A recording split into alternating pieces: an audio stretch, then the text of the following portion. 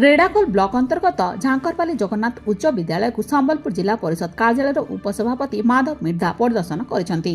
एही परिदर्शन समय मुख्यतः उच्च विद्यालय नलकूपरू कम पानी बाहरुथिबारु छात्र छात्री क्षेत्र में पीवा पानीर समस्या देखा देउछि। तेणु एहार शीघ्र समाधान कराजिबो बोली उपसभापति माधव मिर्धा कहिसेंती।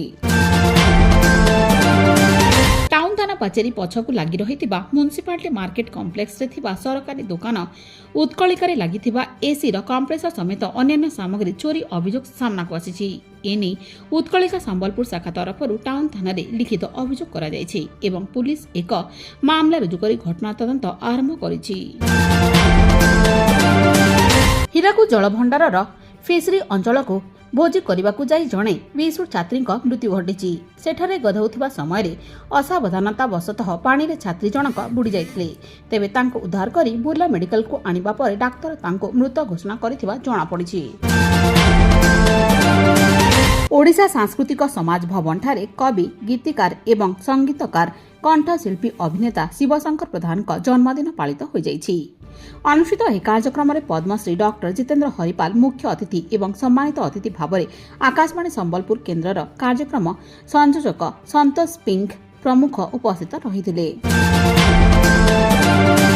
बेंगाली निर्वाचन मंडली अंतर्गत डेनसर्गी अंचल हनुमान जयंती बरईपाली पर्यंत एक झंडा यात्रा अनुष्ठित हो जाइछि। एही झंडा यात्रा रे युवनेता विकास खती जोग देइथिले। रेंगाली निर्वाचन मंडली अंतर्गत भालुपाली रे सड़क दुर्घटना जड़े आहत होइचंती।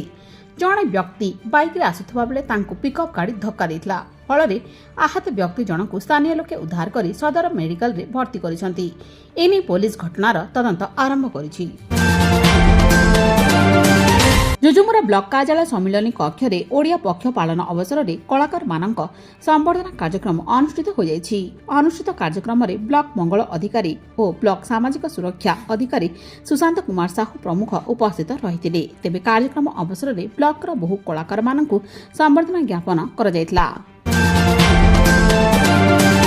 संबलपुर जिलापाल सम्मिलनी कक्ष रे पेंशन अदालत आरंभ हो जाइछि। जो मानकर पेंशन संबंधी समस्या रही एही अदालत रे समाधान करा जाउछि। तेबे एही पेंशन अदालत रे 4टी जिल्लार अतिरिक्त जिल्लापाल भुवनेश्वर एजी कार्यालय किछि अधिकारी माने जोग देइथिले।